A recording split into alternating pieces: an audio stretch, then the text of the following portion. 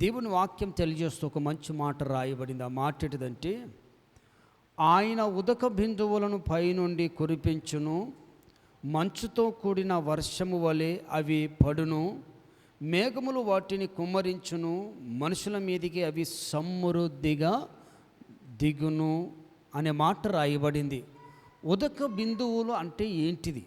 ఉదక బిందువు అంటే ఏంటిది? అసలు ఉదక బిందువులు అంటే ఏంటి అంటే, ప్రేమణ దేవుని పిల్లారా, సముద్రములో ఉన్నటువంటి నీరు మనుషులకు కానీ ఏ చెట్టు కానీ పనిచేయవు. సముద్రపు నీరు ఏ చెట్టుకు కానీ ఏ యొక్క మనిషిని త్రాగడానికి కానీ అవి పనిచేయవు. సముద్రపు నీరు ఎప్పుడైతే అవి ఆవిరై ఆకాశమట్టుకు ఆవిరైపోయి అక్కడ నిలుస్తాయో, ఆ తేమ, ఆ యొక్క ఏంటిది చల్లదనము అక్కడ మేఘముగా మార్చి అక్కడ ఒక బిందువుగా తయారై ఆ మేఘములో నుంచి మరలా మన మీదకి కుమ్మరించబడుతుంది. అంటే మలినముగా ఉన్నటువంటి సముద్రంలో ఉన్నటువంటి ఉప్పు లాంటి నీరు ఎప్పుడైతే అది ఆవిరైపోతుందో, ఆ మేఘముగా తయారై ఆ మేఘంలో ఉన్నటువంటి ఆ నీరు ఫిల్టర్గా అది మంచి నీరుగా తయారై మరలా మన మీదికి కుమ్మరించబడుతుంది. మన మీదికి ఎప్పుడైతే కుమ్మరించబడుతుందో ఆ నీరు మనం త్రాగలుగుతున్నాం. ఆ నీరు ఈరోజు ప్రపంచంలో సకల చెట్లు కూడా అవి త్రాగి ఈరోజు బ్రతుకుతున్నాయి. గట్టిగా చప్పట్లు కొట్టాలి, దేవుని మహిమ కలుగునుగాక. సముద్రంలో ఉన్న నీరు ఎప్పుడు మనకు కానీ, పక్షులకు కానీ, జంతువులకు కానీ, చెట్లకు కానీ పనిచేయబడలేరా? అది ఆవిరైపోతేనే దేవుడు ఏం చేస్తున్నాడంటే ఆ మధ్యాకాశం లేదా ఆకాశంలో దాన్ని మేఘముగా మారుస్తున్నాడు. ఆయన ఊపిరి వలన ఆ చల్లదనం పరిచి మేఘముగా తయారు చేసి మరలా మనకు అనుకూల సమయమున అది మన మీదకి కుమ్మరిస్తుంటున్నాడు. దీన్ని ఉదక బిందువు అంటారు. ఈ ఉదక బిందువు ద్వారా ఈరోజు మనం బ్రతుకుచున్నామన్నది మనము ఈరోజు నేర్చుకుంటున్నాం ప్రియమైన దేవుని పిల్లారా. అందుకు మాట రాయబడింది ఏంటంటే, ఈ ఉదక బిందువు ఫస్ట్ ఉదక బిందువుగా తయారు కాకముందు అది సముద్రములో కలిసిపోయినటువంటిది. ఎప్పుడైతే సముద్రములో అది ఆవిరైపోయిందో అది ఉదక బిందువుగా తయారైపోయి మనకి సమృద్ధి దీవెనగా, సమృద్ధి ఆశీర్వాదకరంగా మన మీదకి దిగి వస్తున్నట్లుగా మనం చూస్తుంటున్నాం ప్రియమైన దేవుని పిల్లారా. అందుకు ఇక్కడ ఒక మాట రాయబడింది, ఒక సత్యం ఇక్కడ జ్ఞాపకం చేసుకోవాలి. ఆ సత్యం ఏంటిదంటే, ఈరోజు ఆ పనికి రానటువంటి ఆ నీరు ఎప్పుడైతే ఆ సముద్రంలో కలిసి ఉందో అది ఎప్పుడైతే ఆవిరైపోతేనే అది మనకు శ్రేష్టకరమైనటువంటి జీవితాన్ని, మరి బ్రతకడానికి కావలసినటువంటి నీరును, స్వచ్ఛమైన నీరును మరి మనకు అనుగ్రహించబడుతుంటున్నది. ఎఫెసీయులకు రాసిన పత్రికలు కూడా మాట రాయబడింది, వాక్యముతో ఉదక స్నానము చేత పవిత్రపరిచయం రాయబడింది. ఉదక స్నానం అంటే ఏంటిది? స్వచ్ఛమైన నీరు. స్వచ్ఛమైన నీరు. ఆ స్వచ్ఛమైన నీరు చేత, వాక్యమనే ఉదక స్నానము చేత మరి నిన్ను నన్ను అలంకరిస్తున్నట్లుగా మరి ఎఫెసీయులకు పత్రిక కూడా రాయబడింది ప్రియమైన దేవుని పిల్లారా. అందుకు ఒక మాట రాయబడింది. ఈరోజు మీతో మాట్లాడుతున్న మాట, కొన్ని విషయాలు చెప్తాను. ఆ విషయం ఏంటిదంటే, ఇక్కడ ఒక పరిశుద్ధ గ్రంథంలో నుంచి ఆ మాట చదువుదాం. యోబు గ్రంథం 42వ అధ్యాయము 12వ వచనంలో ఆ మాట రాయబడింది. చూడండి మాట. యోబు 42వ అధ్యాయము 12వ వచనం. యెహోవా యోబును మొదట ఆశీర్వదించిన దాని కంటే మరి అధికముగా ఆశీర్వదించను. అతనికి 14,000 గొర్రెలను, 6,000 ఒంటెలను, 1,000 జతల ఎడ్లను, 1,000 ఆడుగాడుదలను కలిగేను. మరియు అతనికి కుమార్తెలు 3 కుమార్తెలు కలిగిరి అనే మాట రాయబడింది. యోబు అనే భక్తుడు ఉన్నాడు. ఆయన తన కష్టార్జితమంతా కూడా ఏమైపోయిందంటే ఆవిరైపోయింది. తన కష్టార్జితమంతా కూడా ఆ యొక్క దుష్టుడు అపవాది చేత, ఆ మధ్యలో ఆ కష్టము చేత, బాధల చేత మరి ఆ యోబుకున్నటువంటి కష్టార్జితం అంతయు కూడా ఆవిరైపోయినట్టుగా మనం చూస్తుంటున్నాం. ఏమీ లేదు. చివరికి భార్య కూడా దూషించి వెళ్ళిపోయింది. ఒంటరిగా ఉన్నాడు. ఆ ఒంటరితనంలో కూడా ఆయన శరీరం కూడా బాగలేదు, అనేకమైన అనారోగ్య పరిస్థితులు. స్నేహితులు వచ్చారు, బలపరుచినట్టే బలపరుస్తున్నారు, కొన్ని సందర్భంలో కూడా గాయపరుస్తుంటున్నారు. ఇక అన్నీ ఆవిరైపోయినాయి. కానీ ఒక మాట మీకు చెప్తున్నాను, నీ కష్టార్జితం ఆవిరైపోయిందేమో, కానీ కొన్ని సందర్భంలో నువ్వు అంటావు, దేవుడు నన్ను చూస్తలేరు, నా కష్టార్జితం అంతా మొత్తం వ్యాయం అయిపోయింది, ఆవిరైపోయింది, నా చేతిలో ఏమి లేదని అనుకుంటున్నావు. కానీ ఆ దేవుడు చూస్తలేడా, ఆ దేవుడు నాకు సహాయం చేస్తలేడు నువ్వు అనుకుంటున్నావేమో. కానీ దేవుడు అంటున్నాడు ఈరోజు, బిడ్డ, నీ జ్ఞానం వేరు, నా జ్ఞానం వేరు. నువ్వేమనుకుంటున్నావంటే నా కష్టార్జితం అంతా ఆవిరైపోయింది, నా ఆశలన్నీ నీరైపోయినాయి, నా ఆశలన్నీ గతించిపోయినాయి అని నువ్వు అనుకుంటున్నావు. కానీ నీవు నా నామము పేరట నీకు ఎంత అన్నీ ఆవిరైపోయినాయో, నేను ఒక మంచి పని చేస్తున్నాను. ఆ పని ఏంటో తెలిసిన, నీ కష్టార్జితము ఆవిరైపోయిందని నువ్వు అనుకుంటున్నావు. కానీ నీ కొరకు నేను ఆ ఆకాశములో ఉతక బిందువుగా నేను మార్చడానికి నా ఊపిరిని చల్లపరిచి ఒక మేఘముగా తయారు చేసి, ఆ మేఘములో నా మెరుపును, ఆ మేఘములో నా ఉరుమును పెట్టి, నీకు అనుకూల సమయమున, నీకు కావలసిన సమయమున మరలా నీ కష్టార్జితమును రెండంతలుగా నీ మీదికి దిగి రావడానికి, నీ మీదికి పంపడానికి నేను నీ నిమిత్తం పని చేస్తున్నాను. గట్టిగా చప్పట్లు కొట్టాలి. హల్లెలూయా, హల్లెలూయా. కాబట్టి నా ప్రేమన దేవుని బిడ్డ, దేవుని మాట తెలియజేస్తున్నాడు. మనం ఒక దినమున ఇట్లనే అనుకుంటాము, ఒక సమయంలో అనుకుంటాం, అయ్యా నా సమస్తమైనటువంటి కష్టార్జితం అంతా కూడా వ్యాయమైపోయింది, ఏది కూడా చేతికి రావట్లేదయ్యా అని నీ జీవితం, నా జీవితము అనేక సార్లు దేవుని మీద మనము సనిగిన రోజులు ఎన్నో ఉన్నాయి. కానీ దేవుడు అంటున్నాడు, అవి రెండంతలుగా ఉతక బిందువు వలె నీ మీదికి మరలా రప్పించడానికి నేను దాన్ని మేఘంలో ఉంచి తిని. హల్లెలూయా. మేఘంలో ఉంచి తిని ప్రేమన దేవుని బిడ్డలారని దేవుని వాక్యం తెలియజేస్తూ ఉంటున్నది.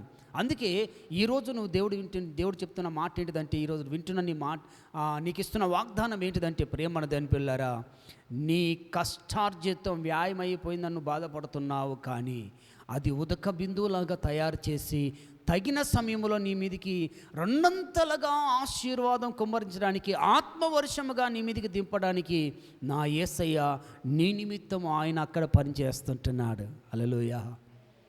కాబట్టి నీ వ్యాయం ఎప్పుడు కూడా, నీ కష్టార్జితం ఎప్పుడు కూడా అది నిర్వీర్యం ఎప్పుడు కూడా కాదు బిడ్డలారా. నీ కష్టార్జితం ఎప్పుడు కూడా అది మరలా ఒక్కసారి దేవుని నామం పేరిట అది నీకు ఖర్చు అయిందేమో కానీ, ఆవిరైపోయిందేమో కానీ, రెండంతలుగా ఒక దినము నీ మీదికి నా యేసయ్య నీ మీద అధికమైన వర్షం చేత కుమ్మరించి నిన్ను రెండంతలుగా దీవిస్తాడు నా దేవుడు. మొదటిగా అది. రెండవదిగా చూసినట్లయితే చూడండి, మంచి మాట. సమూయేలు రాసినటువంటి మొదటి గ్రంథం చూడండి, మాట రాయబడింది, మంచి మాట. మొదటి అధ్యాయం 7వ వచనం చూడండి.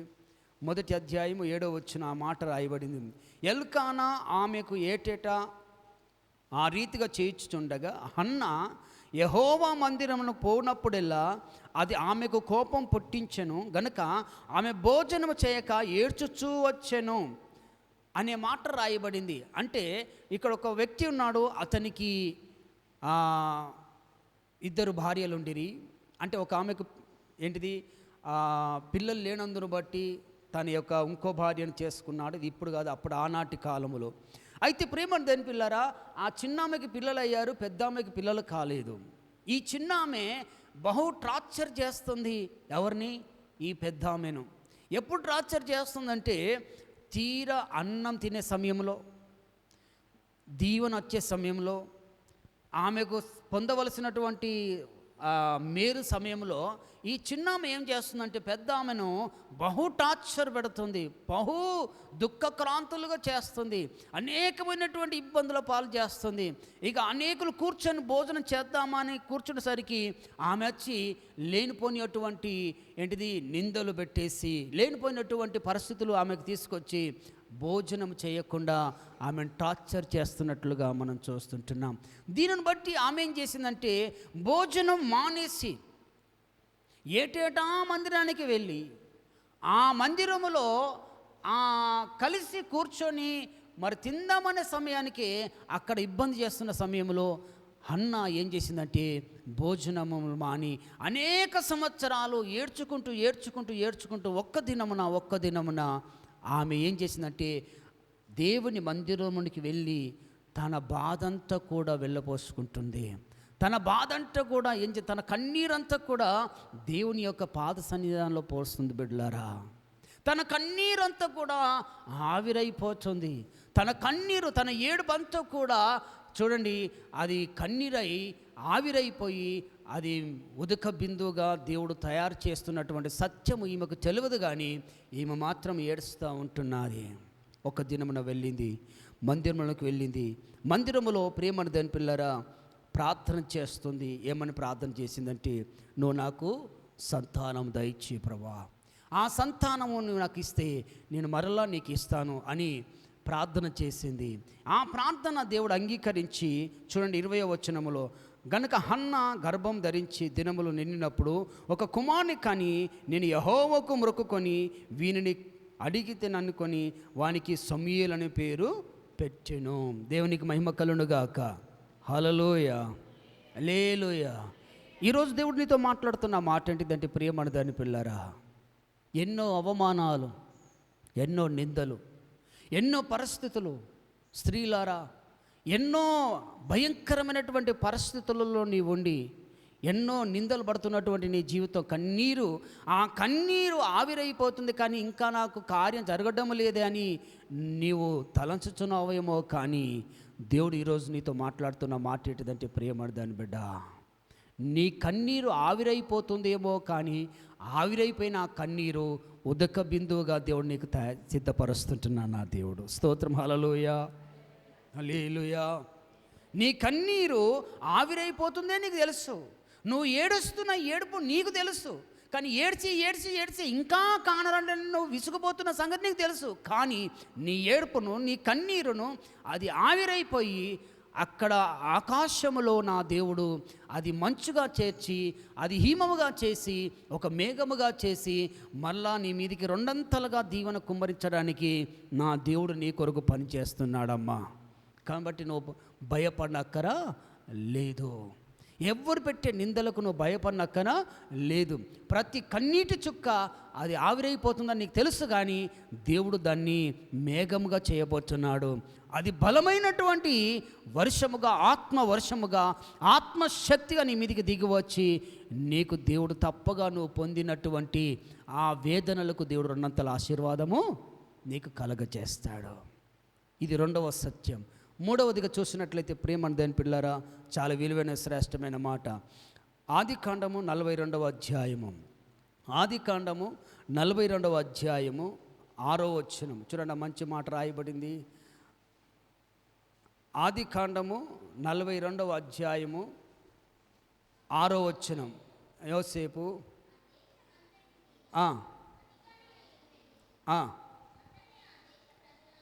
ఆ దేశ ప్రజలు అంతటిమి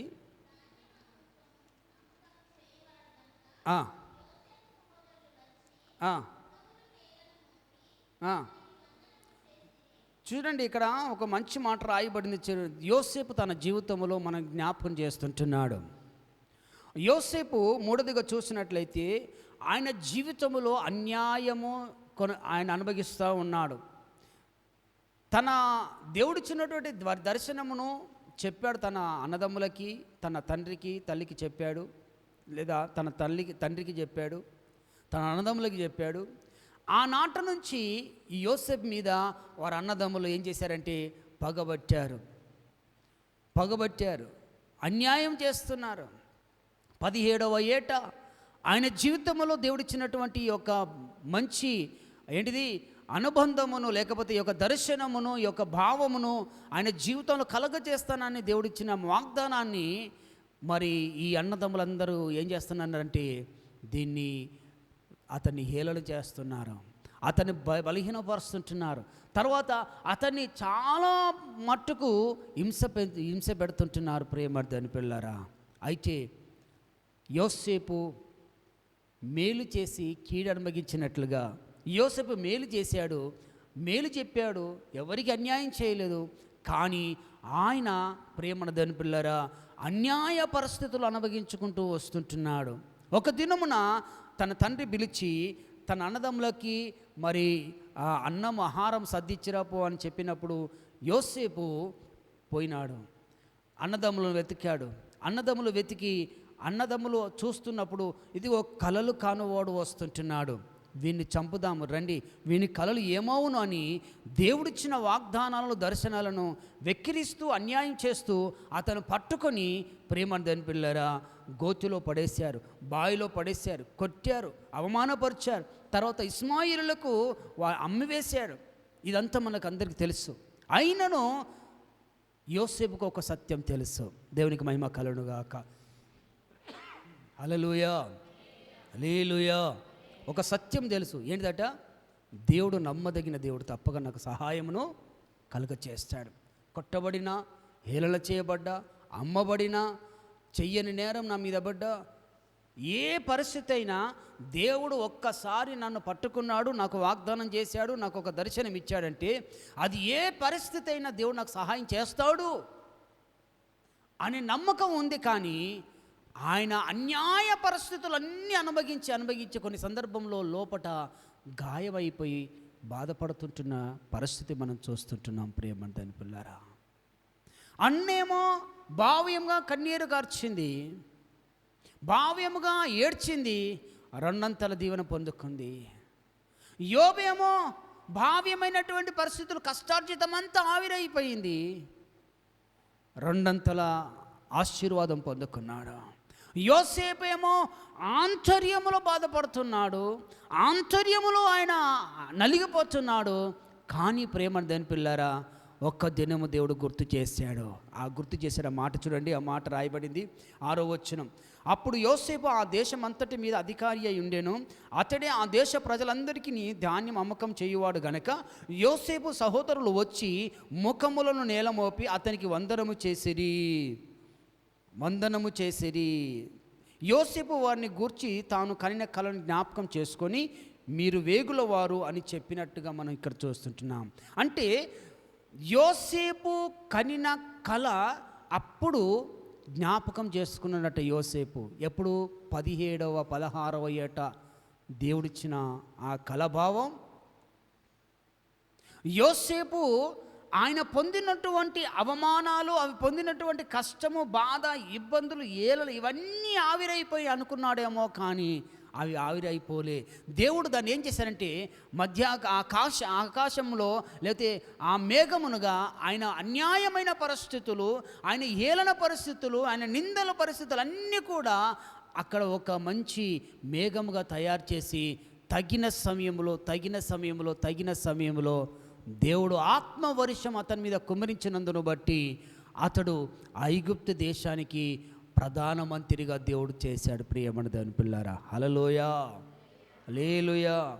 ప్రధానమంత్రిగా చేశాడు. ప్రధానమంత్రిగా చేసిన తర్వాత ఎప్పుడైతే తన అన్నదమ్ములు వచ్చి నేలను ముఖంలో మోపి ఎప్పుడైతే వందనం చేశాడో అప్పుడు కనినటువంటి కళ, ఆ భావము, ఆ దర్శనము అప్పుడు గుర్తుకొచ్చిందట. ప్రభువా, నాకు చూపించిన కళ ఈరోజు నెరవేరింది. చప్పట్లు కొట్టాలి బిగ్గరగా.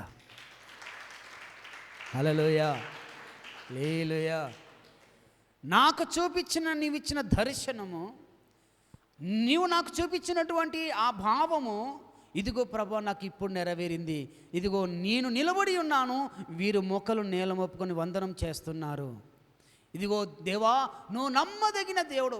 నాకు అన్యాయము జరుగుతుందని నేను అనుకున్నాను, నేను బాధల పాలవుతున్నాను అనుకున్నాను, కానీ నేను కొట్టబడుతున్నాను, తర్వాత బావిలో త్రోయబడ్డని అనుకున్నాను. కానీ నా ప్రతి అన్యాయమైన పరిస్థితిని నీవు, నా న్యాయము అంతా కూడా ఆవిరైపోయినప్పుడు ఆకాశ మండలములో నువ్వేం చేస్తున్నావంటే ఉదక బిందువుగా తయారు చేసి తగిన సమయంలో నన్ను ఒక మంచి స్థాయికి తీసుకొచ్చినావు నా దేవాని. అప్పుడు వారు అన్నదమ్ములను చూసి ఈ నా కలభావమును అప్పుడు చూసి సంతోషపడినట్టుగా మనం చూస్తుంటున్నాం. దేవునికి మహిమ కలుగును గాక. హల్లెలూయా. 13 సంవత్సరాలు ఆయన ఎన్నో అవమానాలు పొందాడు. 13 సంవత్సరాల తర్వాత మరి వారి అన్నదమ్ములు ప్రేమను దేని పిల్లారా వారి నేల తన ముఖములు మోపినప్పుడు ఆయనకు సుమారుగా 22 సంవత్సరాల తర్వాత ఆ కళ ఆ భావమును అన్నదమ్ములు వచ్చినప్పుడు ఆయన గుర్తు చేసుకొని దేవుని స్తుతించినట్లుగా ఇక్కడ మనము జ్ఞాపకం చేసుకుంటున్నాం. అందుకే ఈరోజు దేవునితో మాట్లాడుతున్న మాట, ఈరోజు దేవునితో మాట్లాడుతున్న మాట, ఈరోజు ఈ మాట వింటున్నటువంటి సహోదరి సహోదరుడా, నీ జీవితంలో మాట్లాడుతున్న మాట ఏంటిదంటే, యోబు వలె నీ కష్టార్జితం అంతా కూడా వ్యాయమైపోయిందని బాధపడుతున్నావా? నువ్వు బాధపడకు. నువ్వు కష్టార్జితం అంతా ఆవిరైపోతుందని అనుకుంటున్నావు, కానీ నా దేవుడు నీ కొరకు పనిచేస్తున్నాడు. దేవునికి మహిమ కలుగును గాక. హల్లెలూయా, హల్లెలూయా. రెండవదిగా చూసినట్లయితే సమూయేలు తన జీవితంలో ఒక ప్రవక్తగా, ఒక మంచి యాజకునిగా, ఒక గొప్ప స్థాయిగా ఉండాలంటే చూడండి, తన తల్లి పడ్డ కష్టం ఇంత అంత కాదు ప్రియమైన దాని పిల్లరా. తల్లి ఎంతో అవమానాలు పొందుకున్నది, తల్లి ఎంతో బాధలు పడ్డది, తన కన్నీరంతా ఏట ఆవిరైపోయింది అనుకున్నది. నా ప్రార్థన దేవుడు వింటలేడేమో అనుకున్నది, కానీ దేవుడు ప్రియమైన దాని పిల్లరా అన్న ప్రార్థన ఆలకించి తన కన్నీరు ఆవిరైపోయిన ఉదక బిందుగా మధ్యాకాశంలో తగిన సమయంలో అన్నను దీవించి రెండంతలుగా దీవించిన దేవుడు ఈరోజు నిన్ను దీవించబోతున్నాడు. కాబట్టి నా ప్రియమైన సహోదరి సహోదరుడా, ఈ మాట వింటున్న నువ్వు ఏ స్థితిలో ఉండి, నీ ఏ అన్యాయమైన పరిస్థితులు, ఏ బాధలు పడి, నువ్వు ఏ కన్నీరు కార్చుకుంటూ నా కన్నీరంతా ఆవిరైపోతుందని బాధపడి నీ జీవితము మరి విసుగు చెంది ఉన్నావా? దేవుడు ఈరోజు నీతో మాట్లాడుతున్న మాట, దేవుడు ఎప్పుడు కూడా దేవుడు నీకు అన్యాయము చేయడు. నీ కన్నీరు ఆవిరైపోయింది, నీ ఆశలు ఆవిరైపోయినాయి, నా బ్రతుకంతా ఆవిరైపోయింది అనుకుంటున్నావేమో, కానీ నీ నిమిత్తము నా దేవుడు పనిచేస్తున్నాడు. రెండంతల ఆశీర్వాదం నీకు కుమ్మరించబోతున్నాడు.